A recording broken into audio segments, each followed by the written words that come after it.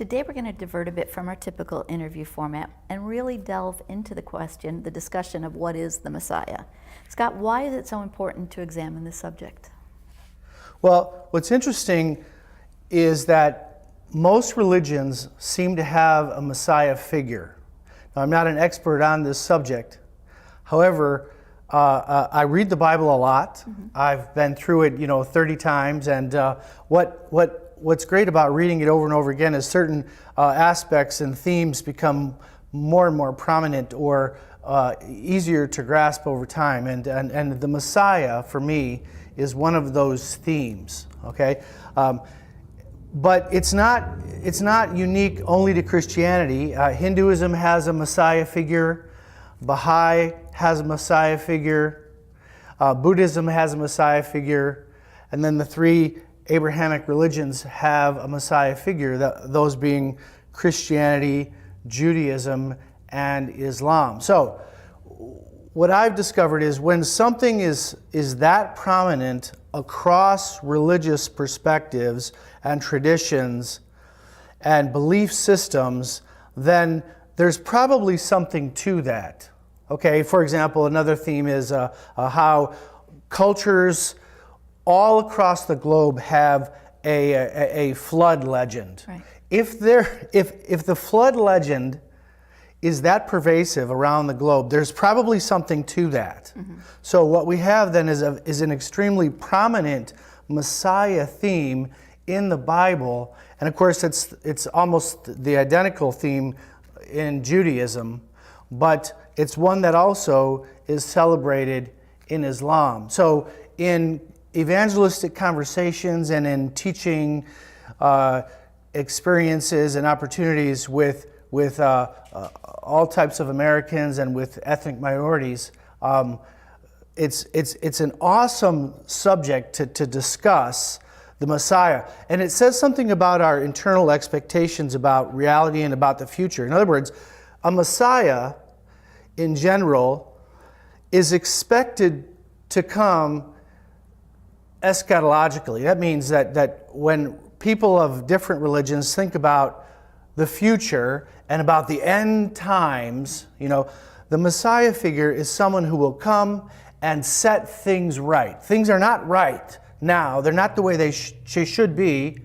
So the Messiah will come and balance everything. He'll bring justice. He'll cause a reckoning and set all the scales the way they should be. Mm-hmm. That's fascinating to me. Mm. And, a perfect inroad for people who, may, you have that commonality, so you have a stepping off point, so to speak, to share the gospel. Exactly. What is the distinction, or why is that distinction so important between the idea of a Messiah with, for example, Jews or Muslims or Christians? How does that differentiate and I guess, getting a valid picture of Christ as the Messiah is the thing that you want to be able to get across. Exactly, right. So if I kind of state the end game right now, Christians celebrate Jesus Christ as the Messiah. Christ is the Greek word for Messiah. Mm-hmm. in Hebrew, right? But stepping back, we also recognize that Jews have this huge Messiah expectation too, but it comes from exactly the same source, from the Old Testament of the Bible. And then when we think of Muslims have a enormous Messiah expectation too. In fact, if we narrow in on Muslims a little bit and on the religion of Islam, Islam has, I think, two Messiah figures. One is Jesus Christ. So in that respect, Christians and Muslims are in agreement mm-hmm. on who the Messiah is. But the other one is called the Mahdi. And the Mahdi and Jesus, according to Islam, will come back in the end days, and together they will set things right, although they will be Muslims according to the Islamic faith. But I think in this discussion, we'll focus in on what the Old Testament says about the Messiah, won't we? Yes, let's talk about that. Focus on, mine out the description of the term Messiah that exists in the Old Testament. Right, and I neglected to say something about Judaism. What's unique about Judaism is that although they have this huge expectation of the Messiah, they believe that the Messiah has not come yet. Right. So they're still waiting for the Messiah, and they believe that the Messiah will be recognizable according to certain attributes and characteristics that come from the Old Testament. But let's go back to sort of Islam. Lots of my neighbors are Muslims, and a lot of the students at U of M Dearborn that I talk to are Muslims. And in fact, I was interacting with a Muslim young lady at the campus today. It was very random, very spontaneous, and we talked a lot about the Messiah because it's been on my mind. In fact, I've had a half a dozen similar conversations. So what's interesting about Islam is that the Quran has a certain number of references to the Messiah. I have a Quran here. This is an English and Arabic parallel Quran. Okay, and if you sort of squish it down, the Quran is about the same length as the New Testament of the Bible. It looks huge, but that's because of all the commentary and it's got lots of white space. There are 11 references to the Messiah in the Quran contained in 9 verses. And rather than flip to all of those, I open up my phone to a bookmark I have in Google. And this is QuranicStudies.com. And let me just read some of the references from the Quran. One of them is from Surah 345. It says, "When the angels said, 'O Mary, Allah gives you the good news of a word from him whose name is the Messiah, Jesus, son of Mary, who is illustrious in this world and the hereafter, and who is one of those brought near to Allah.'" Okay. Then another one is from the very next surah. It says, "And because of their saying, 'We killed the Messiah, Jesus, son of Mary, Allah's messenger,' they did not kill or crucify him, but it was made to appear so to them." I'll stop it there. Now, that verse opens up a whole nother subject, which we're not going to go into in terms of what Muslims believe about Jesus himself. They believe that he was neither crucified nor killed. But that's not what we're talking about. The interesting point about the Quran is that although it celebrates the Messiah principle and it celebrates Jesus as the Messiah, it gives almost no detail about what is a Messiah. Okay, so that question, let's pretend right now that we don't know who the Messiah is. Okay. So we sort of ask Jesus politely to sit over here to the side, and we begin talking about the Messiah in principle. Okay, it's a fascinating discussion to have with Muslims and people of other belief systems, because Muslims believe in the Old Testament, again, in principle. They say they believe in the Bible. They believe in what's called the Tawrat. I have a flyer here that invites people into a study of the Tawrat, or Exodus in particular, which is roughly equivalent to the Old Testament. And then we have, if you do a study on the Messiah in the Old Testament, you find this figure, this character, who appears and reappears, and he's never called Jesus. And he's even rarely referred to as the Messiah. But the descriptions are so unusual that it has to refer to someone with extra special powers. Right. Okay? It can't be just a prophet, for example. I mean, there's lots of prophets in the Old Testament, but it can't be just a prophet. So I asked a Muslim one time, a Muslim on Facebook, I said, what do you believe about the Messiah? And I posted it in a group, and there was a certain amount of response. And there's certainly an amount of overlap between the idea of prophet and the idea of a Messiah. But if Messiah means something at all, it has to mean something above and beyond prophet, or Messiah only just means prophet. Right. Okay? But Muslims believe that no, Messiah doesn't just only mean prophet, it means something special. The super prophet.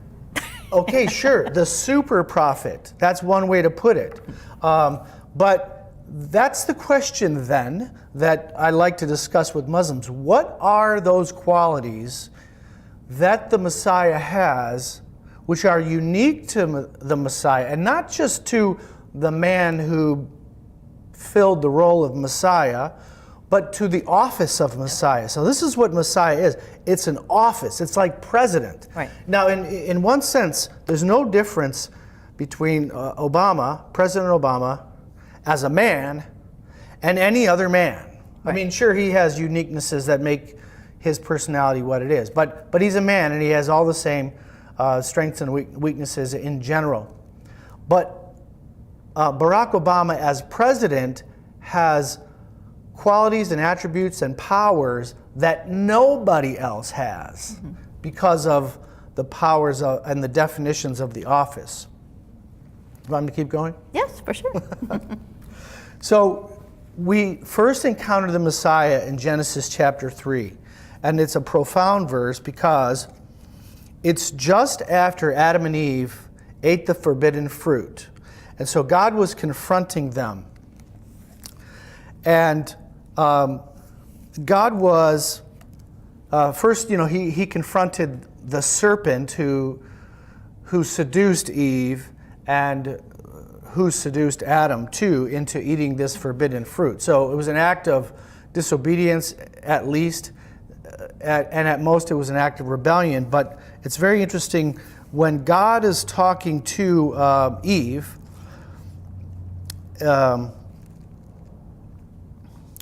When God is talking to the serpent, it says, "Because you have done this, you are cursed more than all the cattle and more than every beast of the field. On your belly you shall go, and you shall eat dust all the days of your life." Then in verse 15, God says, "I will put enmity between you and the woman, and between your seed and her seed, and he shall bruise your head, and you shall bruise his heel."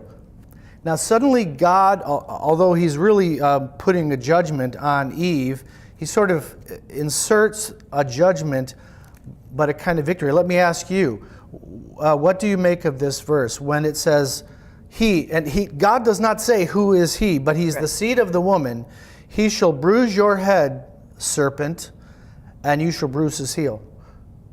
Do you have any reflection on that?